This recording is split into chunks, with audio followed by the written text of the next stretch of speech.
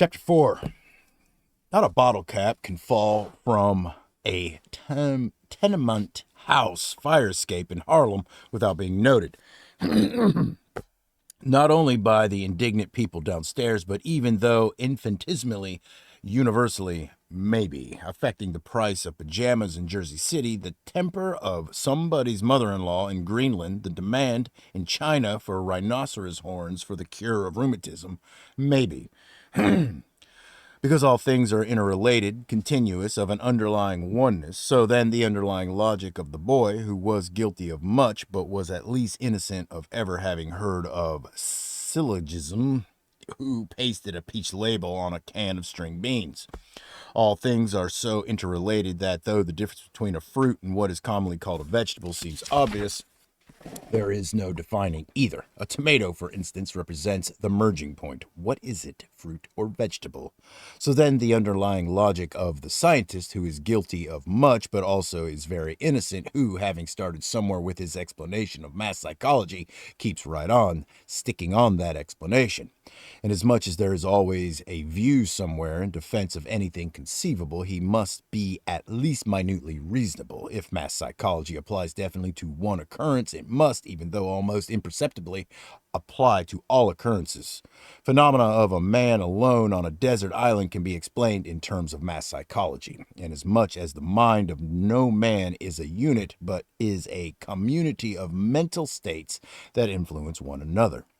Interrelations of all things, and I can feel something like the hand of Emma Piggott reaching out to the hand, as it were, of the asphyxiated woman on the mountainside, John Dowdy and bodies on benches in Harlem Park, as oxygen has affinity for hydrogen, Rose Smith, Ambrose Small, the body of a shepherd named Funel.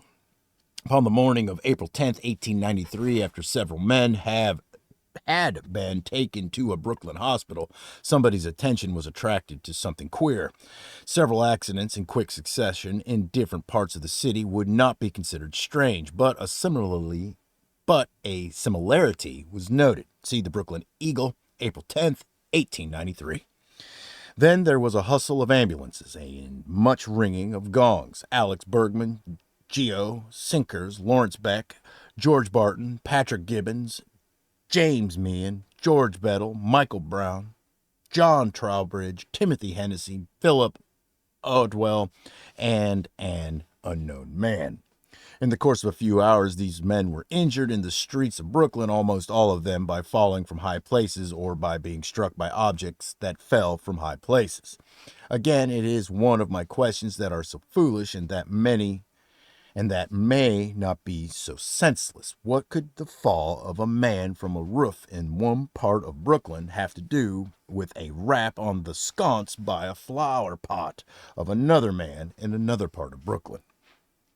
In the town of Colchester, England, as told in Lloyd's Daily News, April 30th, 1911, a soldier garrisoned at Colchester was, upon the evening of April 24th, struck senseless. He was so seriously injured that he was taken to the garrison hospital. Here he could give no account of what had befallen him. The next night, to this hospital was taken another seriously injured soldier who had been struck senseless by an unseen assailant. 4 nights later, a third soldier was taken to this hospital suffering from the effects of a blow about which he could tell nothing. I have come upon a case of the mass psychology of lace curtains. About the last of March, 1892, see the Brooklyn Eagle, April 19th, 1892. People who had been away from home in Chicago returned to find that during their absence there had been an orgy of curtains. Lace curtains were lying about in lumps and distortions. It was a melancholy prostration of virtues. Things so flimsy and frail, yet so upright, so long as they are supported. Bureau drawers had been ransacked for jewelry, and jewelry had been found, but nothing had been stolen, strewn about, or fragments of rings and watches that had been savagely smashed. There are in this account several touches of the ghost story. There are many records of similar wanton or furious destructions in houses where poltergeist disturbances were occurring. Also, there was mystery because the police could not find out how this house had been entered. Then came news of another house, which, while the dwellers were away, had been mysteriously entered. Lace curtains and rags were lying about, and so were remains of dresses that had been slashed. Jewelry and other ornaments had been smashed. Nothing had been stolen. So far as the police could learn, the occupants of these houses had no common enemy. A rage against lace curtains is hard to explain, but the hatred of somebody whose windows were bare against all finery and ornaments is easily understandable. Soon after rages had swept through these two houses, other houses were entered with no sign of how the vandal got in, and lace curtains were pulled down, and there was much destruction of finery and ornaments, and nothing was stolen. New York Times, January 26, 1873, that in England during the Patchouli hunt, General Mayow fell dead from his saddle, and that about the same time in Gloucestershire, the daughter of the Bishop of Gloucestershire, while hunting, was seriously injured, and that upon the same day in north of England at Miss Cavendish, while hunting, was killed. Not long afterward, a clergyman was killed while hunting in Lincolnshire. About the same time, two hunters near Sanders Gorse were thrown and seriously injured.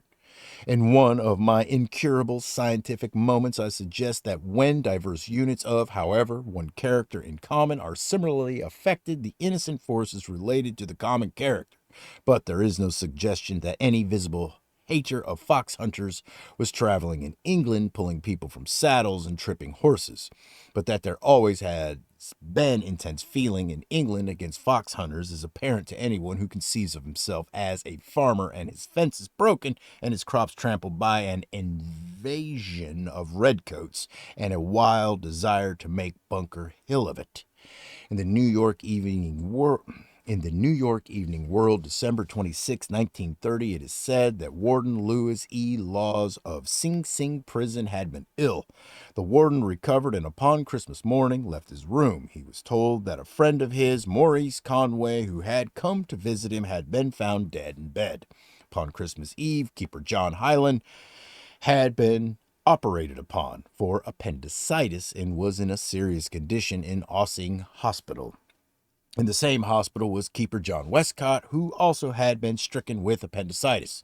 Keeper Henry Barrett was in this hospital waiting to be operated upon for hernia.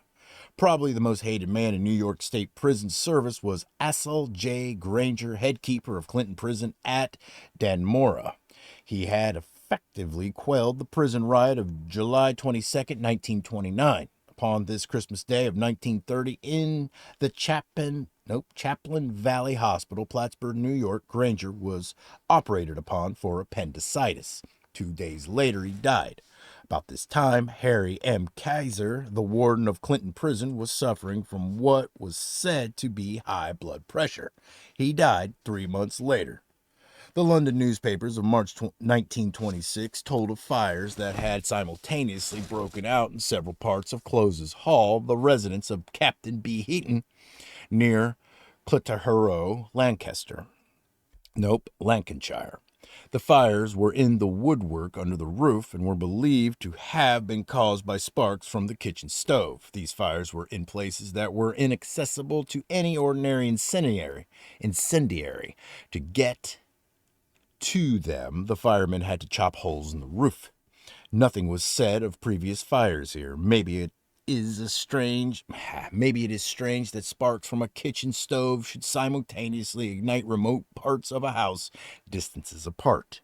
A fire in somebody's house did not much interest me, but then I read of a succession of similars. In 3 months, there had been 10 other mansion fires. Scotland Yard recently made arrangements for all details of mansion fires to be sent to them in order that the circumstances might be collated and the probable cause of the outbreaks discovered. April 2nd, 1926, Ashley Moore, a mansion near Leominster, destroyed by fire. Somebody or something was burning mansions. How it was done was the mystery. There was a scare, and probably these houses were more than ordinarily guarded, but so well protected are they ordinarily that some extraordinary means of entrance is suggested. In no report was it said that there was any evidence of how an incendiary got into a house. No theft was reported. For months, every now and then there was a mansion fire. Presumably, the detectives of Scotland Yard were busily collating. The London newspapers of November 6th told of the 30th mansion fire in about 10 months. There were flaming mansions and there were flaming utterances in England. Sometimes I am a collector of data and only a collector and am likely to be gross and miserly pulling up notes, pleased with merely numerically adding to my stores. Other times I have joys when unexpectedly coming upon an outrageous story that may not be altogether a lie, or upon a macabre little thing that may make some reviewer of my more or less good works mad. But always there is present a feeling of unexplained relations of events that I note. And it is this faraway, haunting, or often taunting awareness or suspicion that keeps me piling on. Or in a feeling of relatability of seemingly most incongruous occurrences that nevertheless may be correlated into the service of one general theme, I am like a primitive farmer who conceives that a zebra and a cow may be hitched together to draw his plow. But isn't there something common about zebras and cows, an ostrich, and a hyena? Then the concept of pageantry, the ransack of the jungles for creatures of the wildest unlikeness to draw his plow, and former wild clatters of hooves and patters of paws are the tramp of a song. Here come the animals two by two. Or John Dowdy, three abreast with the dead man of a Harlem Park pulling on my theme, followed by the 45 schoolgirls of Derby, and the fish dealer's housemaid with her arms full of sponges and Turkish towels, followed by burning beds, most suggestively associated with her, but in no way that any conventional thinker can explain. Or the mansion fires in England in the year 1926, and in a minor hitch-up, I feel the relatability of two scenes. In Hyde Park, London, an orator shouts, "What we want is no king and no law. How we'll get it to be, not with ballots, but with bullets." Far away in Gloucestershire, a house that dates back to Elizabethan times unaccountably bursts into flames. All right.